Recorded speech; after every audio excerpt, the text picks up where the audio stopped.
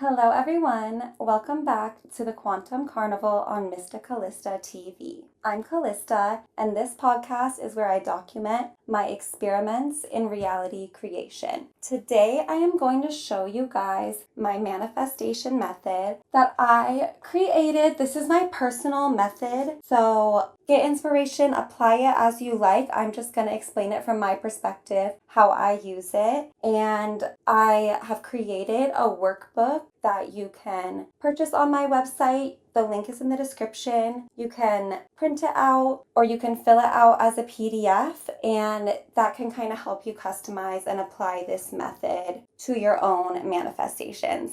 So this method is seasonal and it is identity based. You may have heard that we don't manifest what we want, we manifest who we are. So our full reality experience, the whole universe that we experience, is who we are. So applying that knowledge, I find that it is super effective to manifest my preferred desired reality by first creating my preferred identity. This is like when people say, think of your ideal self who has everything you want and then act as if you're already her. This method is based on kind of that idea. And then it's also seasonal. So as you know, if you're familiar with my channel, I have a quantum perspective on time. So that will be interesting getting into these quantum seasons. But in the collective reality, we do operate with 4 seasons every year: spring, summer, fall, winter, and we're coming up on the very beginning of spring, so it's a great time to start a new cycle and apply this method. But whenever you find this video, you can apply it right where you are at, and I am going to use the aid of the whiteboard for this. So this manifestation method, seasonal identity-based manifestation, works in a cycle of 4 seasons. So at any given time, you'll have 4 different identities kind of playing around in your consciousness, each one assigned to a certain season. So we have our 4 seasons here. I labeled them 1, 2, 3, 4. We could say it is spring,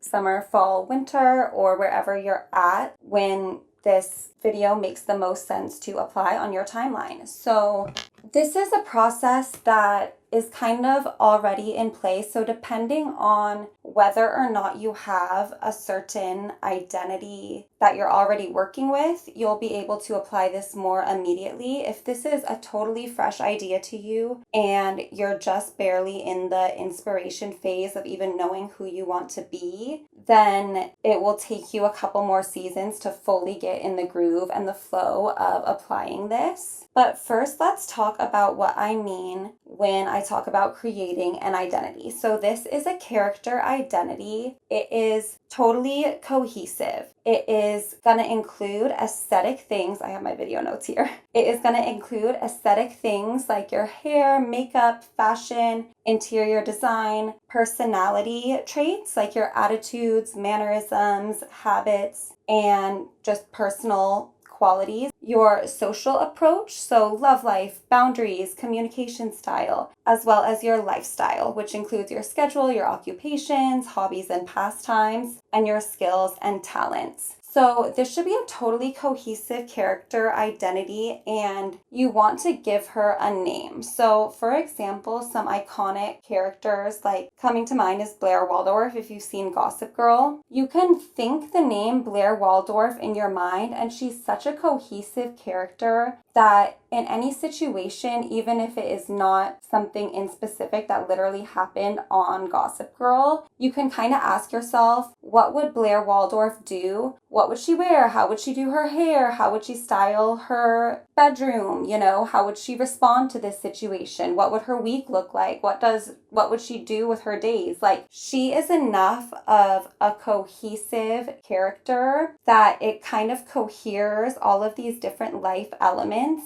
into a character identity. So we are going to create different character identities for ourselves, but instead of Blair Waldorf or someone who someone else created, this is going to be based on our unique vibes, goals, and inspirations or the contrast in your life. So whatever change you want to make, desires that you have, reality that you want to manifest, whatever inspires you, that is going to be the building block of this character identity that you are going to create. And you're going to give her a name. So I have, for example, some character identities that I created that I've already cycled through. And these are called, this is just for example, I cannot stress this enough. The point of this video is in no way for you to apply my character identities that I give as examples in this video. The whole point of these character identities is that they're so unique to my desires at that point in my life that I created them, my inspirations, my unique vibes. And so they're going to sound kind of random, and that's because they're so unique and personalized to me. And that's how yours should be as well for you. So these different identities that I had, one was called the Kiwi-Melon Cutie. One was called Cali Clock-It. One was called the Soft Club Secret Agent. And one was called the Techno Zen Lotus. And again, each of these characters that I had and that I named, I had developed these cohesive character identities to the point where this name symbolized a whole cohesive character identity to me. Whether it came to the Kiwi-Melon Cutie, Cali Clock-It, the Soft Club Secret Agent, the Techno Zen Lotus, I could think of that little name and immediately know in a given situation, what would the Kiwi-Melon Cutie wear? How would she do her hair? How would she respond in this situation? How would she schedule her week? Same thing for Cali Clock-It, Soft Club Secret Agent, and the Techno Zen Lotus. And they're all kind of an evolution of each other in this order. So this is when we get into the seasonality of it. And this is where things get a little quantum because they're all kind of working in tandem in different stages of development at any given time. So let's say the Kiwi-Melon Cutie, which in my life timeline, this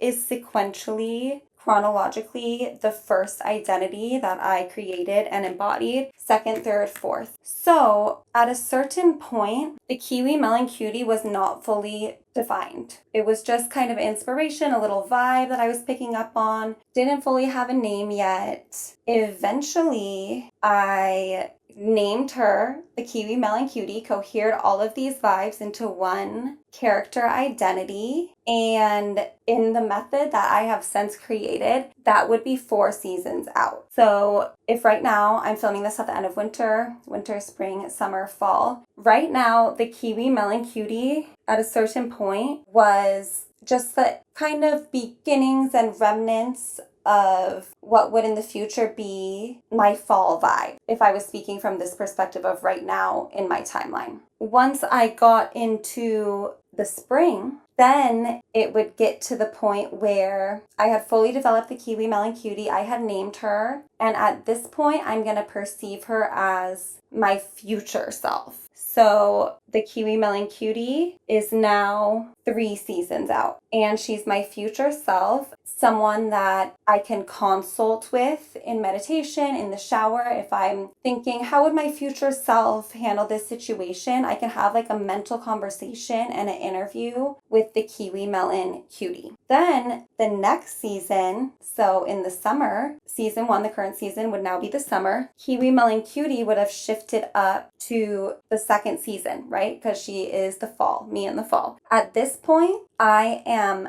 mentally embodying the Kiwi-Melon Cutie. I think of myself, I remind myself, I am the Kiwi-Melon Cutie. I am familiarizing myself with that mind state. Then when the fall comes, and fall is the season 1, the current season that we're in, I am going to start externally presenting as the Kiwi-Melon Cutie. I'm going to dress how she would dress, make the decisions she would make. So I'm going to put her right here. So now we're kind of starting, now that I've kind of worked backwards from the beginning of the Kiwi-Melon Cutie, we can work forwards into the rest of these 4 character identities. Hopefully you guys are following. So at this point, back in the spring, when the Kiwi-Melon Cutie was my future self, I had started to get the inspiration and put together and come up with the name for Cali Clock-It. By the time that I was mentally embodying the Kiwi-Melon Cutie in the summer, Cali Clock-It was my future self. So in the summer, when I was mentally embodying the Kiwi-Melon Cutie, when I was in meditation, in the shower, thinking about how to handle a certain situation, having an interview with my future self, I would have a little mental conversation with Cali Clock-It.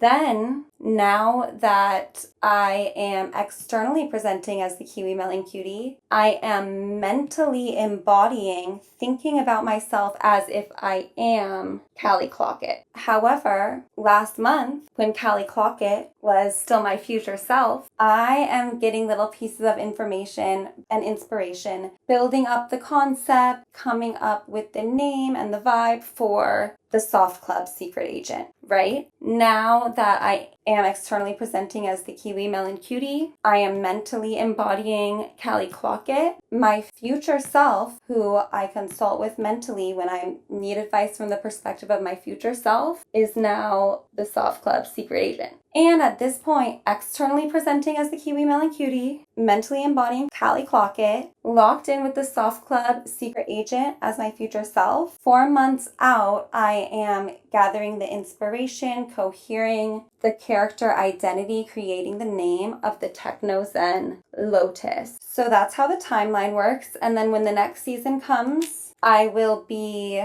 externally presenting as Cali Clock-It, mentally embodying the Soft Club Secret Agent. My future self will be the Techno Zen Lotus, and I'll be getting inspiration about and creating the vibe, coming up with the name of the next iteration of my character identity, right? So now I'm going to get into details of what each one of these phases are. So 4 seasons out, the Techno Zen Lotus, this is the inspiration phase. We're looking on Pinterest. We are kind of defining and refining these cool vibes that we're perceiving. And we're thinking very far in the future, past our future self. This is like an eventual evolution far down the road of what even our future self is going to come into. This is characterized by inspiration, right? Our future self, the Soft Club Secret Agent, this is a phase that is characterized by identity building. So at this point, we are getting to know the Soft Club Secret Agent. When we think in the future from a planning perspective, we are planning to be the Soft Club Secret Agent, right? Because we're already mentally coming from the perspective of Cali Clock-It. And the time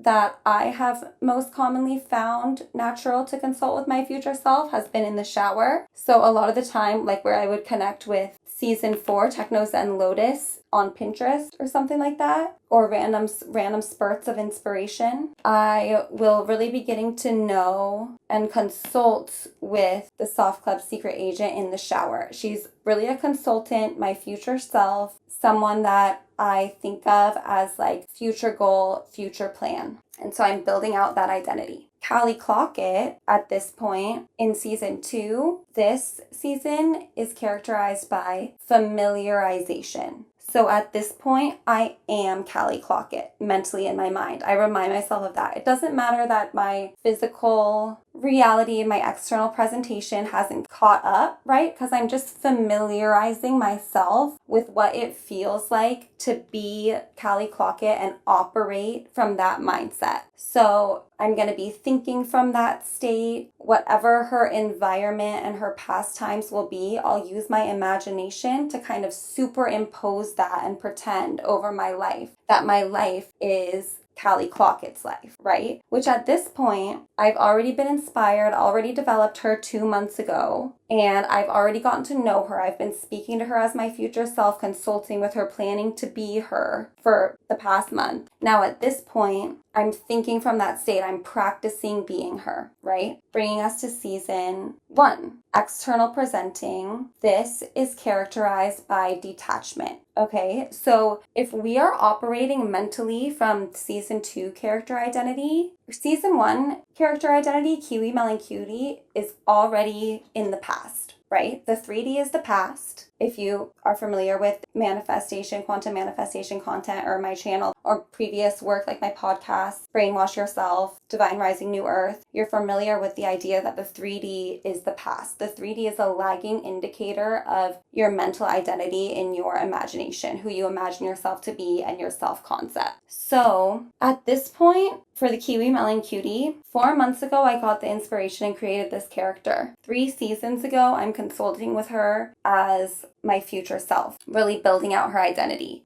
Last season, I was totally mentally embodying her, pretending I was her inside my mind. So now it's like old news to me. It's easy breezy. I'm so familiar with that character identity. So I can have no problem externally presenting, deciding in my 3D reality what she would decide, acting as she would act when I pick an outfit, when I buy something, when I choose my makeup or my hair. It's a no-brainer to present as the Kiwi-Melon Cutie. One thing I will note is when we envision and build out these character identities and their whole lifestyle, you do not want to get attached to any differences you might perceive in your 3D reality from what that lifestyle was. That's why this season is so characterized by detachment. Anything that you associate with the Kiwi-Melon Cutie by the time you're externally embodying her already happened. It's already in the past. We're living from the imagination, right? We mentally are Cali Clock-It already. So there is no difference to us in our identity, our imagination, and our mental narrative between the 3D and what we had envisioned for the Kiwi-Melon Cutie. The Kiwi-Melon Cutie already happened.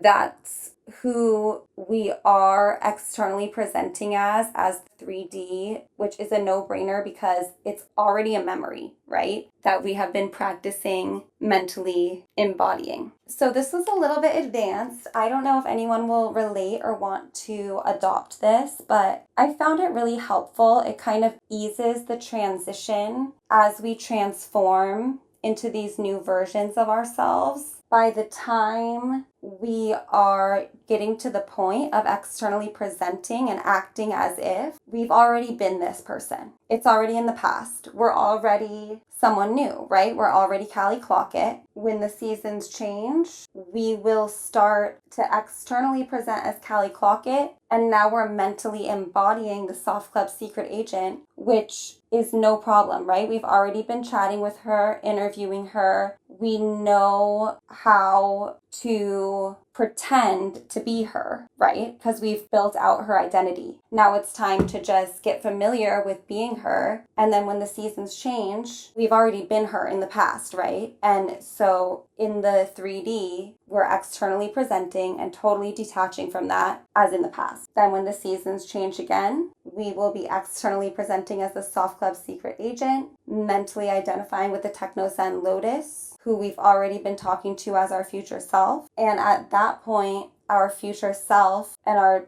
inspiration for our next iteration are going to be character identities that we have developed, got the inspiration for, and built out the identity of last season. So depending where you are, if you have a ideal self version of you that you're already familiar with, that you've already been mentally embodying, you can apply this right now for the spring or the next season or current season, whenever you find this video, externally presenting as her. And then wherever you're at in terms of even the next iteration, whether it's just the inspiration phase, someone you want to consult with as your future self. I love this method because you don't get attached to the future self that you've been acting as if and practicing being. We embrace our eternal continual evolution and transformation. And we're always thinking from the perspective of onward and upward expanding, even when we are externally presenting as a previous ideal future self, embodying our ideal self, we are already consulting with another future self, getting inspiration for the one beyond that. So I like how this factors in. It's like at a certain point, we're aspiring to be the Soft Club secret agent, but within this method, even the Soft Club secret agent, when we're presenting as her in the 3D, will be mentally embodying the Techno Zen Lotus. So it keeps us moving forward and helps with not identifying with the 3D, with an old identity, and then keeps us out of the blind spot of getting locked into an old identity that at one point was a new identity, because we already have a new identity on deck. So if this related to anyone, some people probably watching this may or may not be like, what was that? But if anyone could follow along with this at all and glean any inspiration, then this video is for you. Let me know what you thought in the comments. And again, check out the description for the worksheet that you can print or you can fill out in PDF to help you apply this method, seasonal identity-based manifestation, to your own reality. Thank you for joining me for this episode of the Quantum Carnival. And until next time on Mysticalista TV, be blessed.